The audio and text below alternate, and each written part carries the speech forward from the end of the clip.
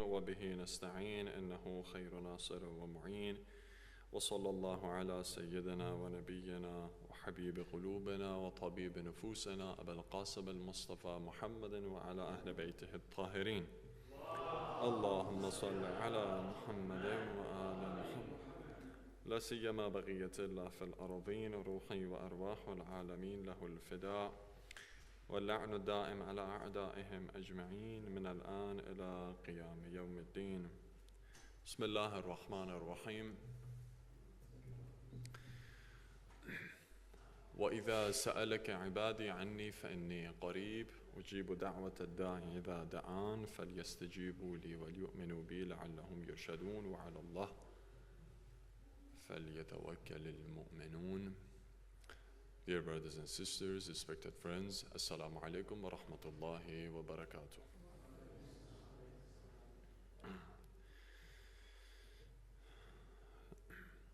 Just a part of our discussion has remained, and then inshallah today the main decision is to cover all details about the mercy and compassion of Holy Prophet Muhammad sallallahu alaihi wasallam. Inshallah, by grace of God, would be able to come up with the details that are very crucial for the better understanding of the mercy, to be passionate, to be merciful, to be compassionate, to be kind. So Holy Prophet Muhammad was titled as Imam al-Rahmah or Nabi al-Rahmah. This is what we got to know from Dua al-Tawassul. Not only Dua al-Tawassul, but also other supplications in Sahif al-Sajjadiyah as well. And then this is upon our shoulder, and then we have to undertake this responsibility to implement this characteristic, to grow and cultivate this personality within ourselves. So when our Prophet is kind, we have to be the same. So not to the same extension, but to the level as we can, as we're able, to the most possible level that is probable for us to implement this characteristic in our relationships with others, with other fellow friends, families, relatives, parents, the ones that we are communicating with in this society, in order to represent the Islam in the best way possible. So if you remember, just yesterday I read a verse from Holy Quran that, or within which Allah subhanahu wa ta'ala has indicated this important note, that while Holy Prophet is amongst you, I'm not going to curse you. I'm not going to send any punishment to you. So it already shows that Prophet Muhammad is a source of mercy. When a person is source of mercy, his existence and his maintenance among the community will fade any sort of punishment, will eliminate any kind of disaster. So much would be the same in our community. So when Holy Prophet is the reason that Allah subhanahu wa ta'ala will forgive the community, although they are sinners, although they are evildoers, although they are sometimes very naughty, mischievous, they're misguided, they're deceived, they're not moving toward Allah subhanahu wa ta'ala in their life. But because there is a person among them who is wholeheartedly listening to God's commands, so Allah subhanahu wa ta'ala still will shower His bounties and blessings upon that nation just because of that person. And then there was a hadith with regard to this specific verse in Holy Quran that Ali ibn Abi Talib, the commander of the faithful, has mentioned. Recite the salawat to let you know more about it.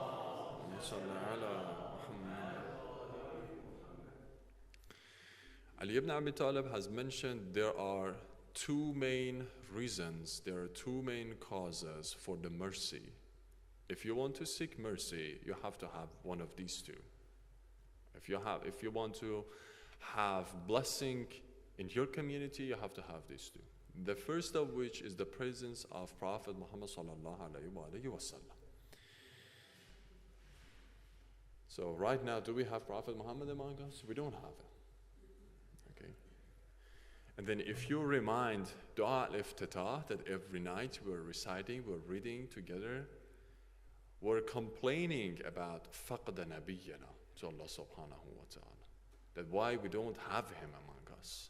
This is one of the blessings. So undoubtedly, we have lost and we have missed our Prophet among us. This is something which is very clear. We cannot deny it. If he were here, we would be blessed. But then he is not among us. What is the alternative for that? Ali ibn Abi Talib has mentioned, okay, the second alternative for the blessing and mercy of God, or if you want to hold on to mercy and compassion, is always repeatedly seek refuge to God and then seek his forgiveness by repeatedly reciting and mentioning and stating istighfar. So this is what we are expected to do. So these are two ways that are possible. So the first is not available anymore, but the second is available. We don't know, really. I have mentioned this point, I think, so many times. But because this is something that really touched my heart, I will let you know as well. Well, we have 24 hours a day. Now the question is, within these 24 hours, how many hours are we going to dedicate to God?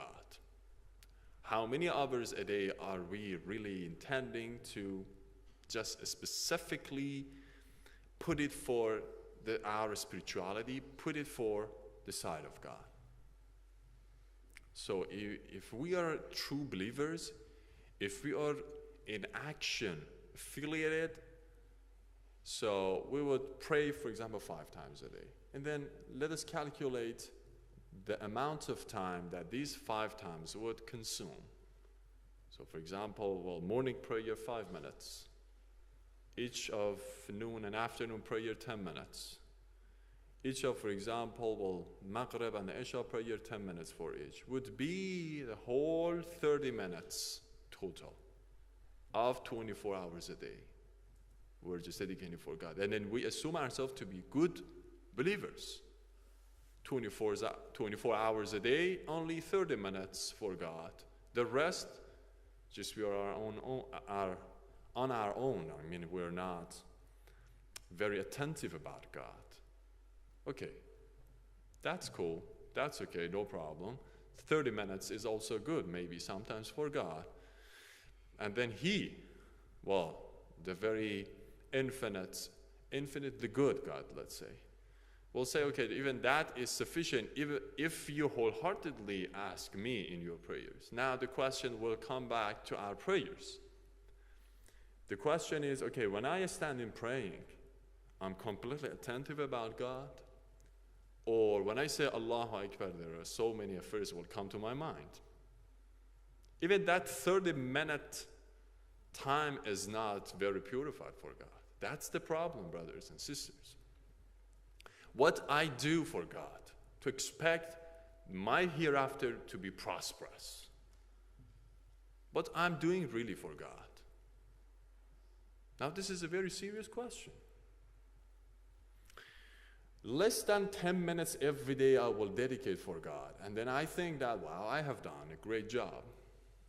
Well, of course this is not. In Imam al-Hasan alayhi salam, unfortunately I didn't have another night to tell you that one of his habits was that to remain after his morning prayer into the mosque till the sunrise. Just, supplicating. Just reminding of the mercy of God upon him. So these are the practices and exercises that we do need. Okay, we should go and then prepare ourselves for the certain exams. So many of our youth and children now, it's a season, is a time for them to take their exams. Now the question is, they need, of course, a certain time to prepare themselves for it. If you want to go, for example, in a special sport, so the champions mostly, they exercise for a couple of years completely. Now what I'm doing for that confrontation with Allah subhanahu wa ta'ala in hereafter. So this was actually an offshoot of our discussion. Sorry, just sometimes I will jump over different discussions because they really touch my heart. And then these are something that I will let you know so that maybe we will share with each other a solution for that, a way out of this problem, actually. In any case, so the main discussion is about, again, mercy. We do not have the presence of Prophet among us, but then istighfar is already there.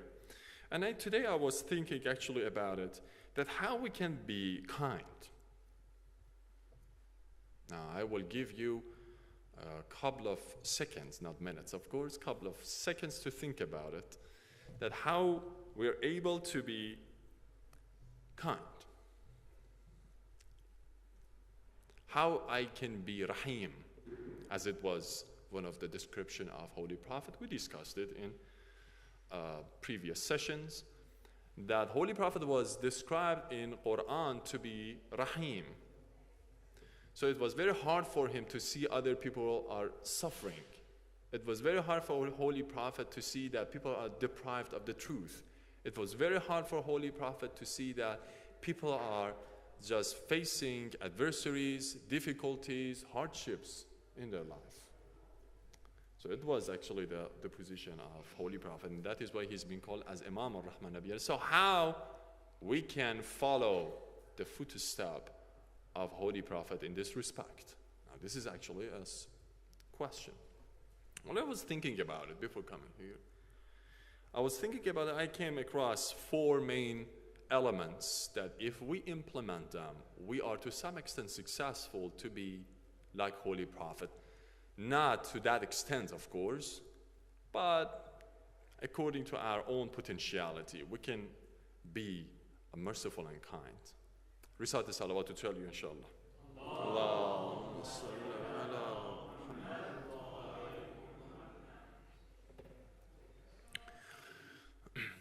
The first, according to my understanding, correct me if mistaken, no problem for that, after session, of course.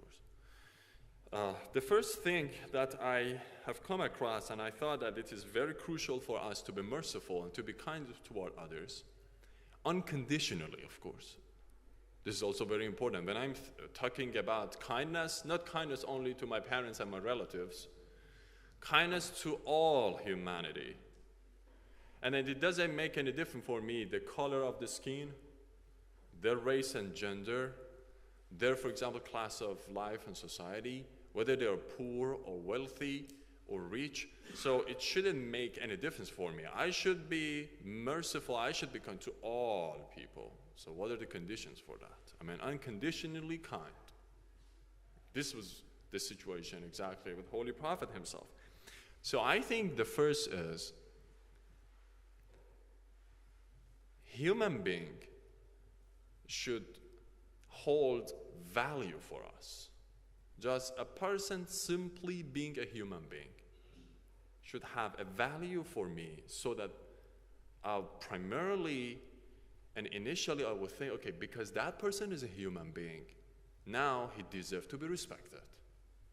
Now I have to be kind toward that person, irrespective of what kind of faith he or she might have. Okay, I don't want to say, okay, now let us even.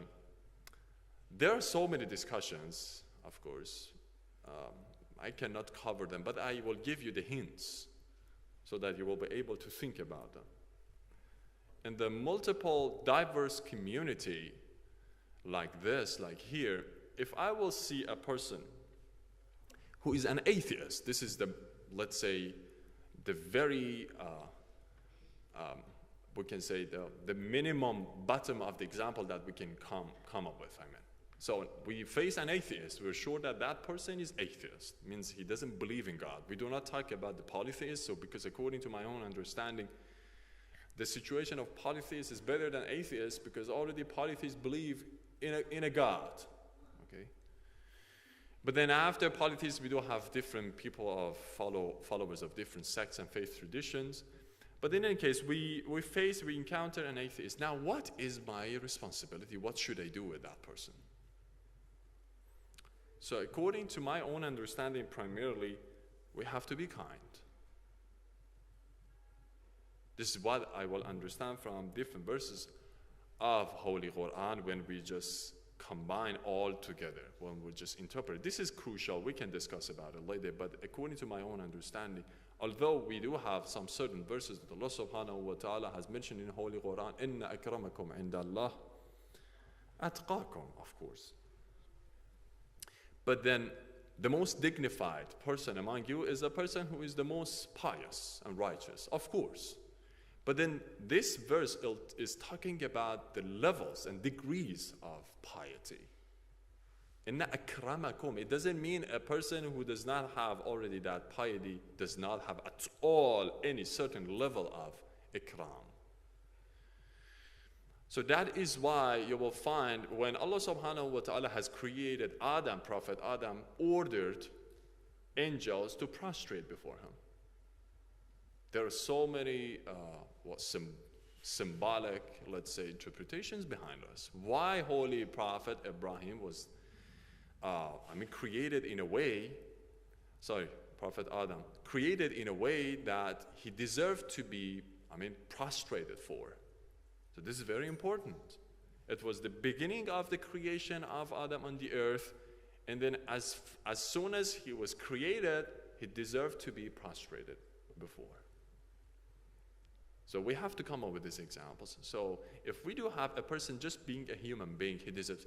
So it helps me when I find something to be valuable.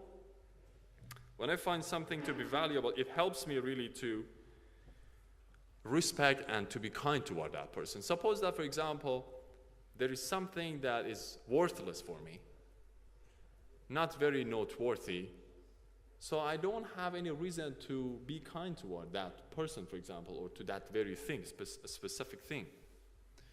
So according to my understanding, first, if I want to be kind toward people, this is the case that they should matter to me. They should be important to me. They should have a position in my looking, in my sight. If not, I cannot be kind. This is a natural, automatic consequence of that ideology. The second is that, love. We do have so many verses that we will find Allah subhanahu wa ta'ala is a lovely God who loves his creations and creatures. Like the very verse today I recited in the beginning. Bismillah ar-Rahman ar-Rahim. وَإِذَا سَأَلَكَ عِبَادِي عَنِّي فَإِنِّي قَرِيبٌ أُجِيبُ دَعْوَةَ الدَّاعِ إِذَا دَعَانِ فَلْيَسْتَجِيبُوا لِي وَلْيُؤْمِنُوا بِي. Whoever ibad means my slaves, means my servants. When they call me, I will come to them. So some interpreters may explain ibad means already the ones that they have the feeling of being a servant to God. But then I think this would exclude so many of the people, this kind of explanation of the verse. That when we are in the context of this verse, we need that generality, we need that universality, we need that kind of inclusivity of the verse. Because Allah subhanahu wa ta'ala is in a position to show his mercy. Okay, if I want to show that I'm merciful to you, and then, okay, I'm merciful to you all, except, for example, 30 of you. Only, for example, I will be merciful to, for example, this brother. So what kind of mercy it is? You know what I mean? So when Allah subhanahu wa ta'ala already wants to show his compassion, it should be very inclusive. And that is why Allah subhanahu wa ta'ala, وَإِذَا سَأَلَكَ عِبَادِي, whenever my slave and my servants will ask me, فَإِنِّي قَرِيب, I'm very close to them. I'm very near to them. So it already shows the love of God for us. And then in other verses we do have, هُوَ بِسْمِ اللَّهِ الرَّحْمَنِ هُوَ الَّذِي خَلَقَ لَكُم مَا فِي الْأَرْضِ جَمِيعًا. Allah subhanahu wa ta'ala has created each and everything in this universe for you. Why? Who am I that Allah subhanahu wa ta'ala should create everything for me? What is just behind his face that has entertained, let's say, Allah subhanahu wa ta'ala to be that much generous to me, to create everything in this universe for me? هو الذي خلق لكم.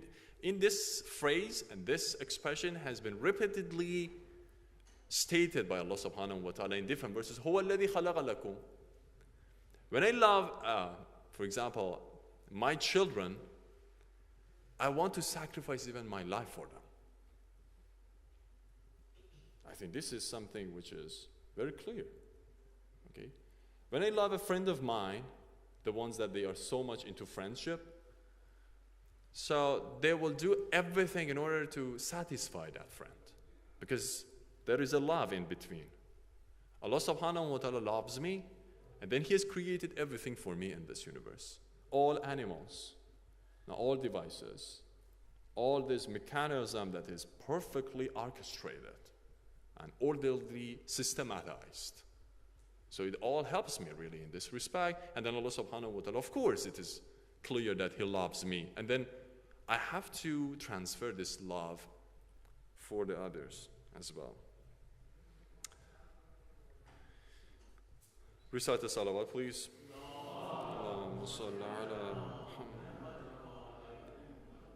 Then I think after this, we do have, sorry, I don't have that much time.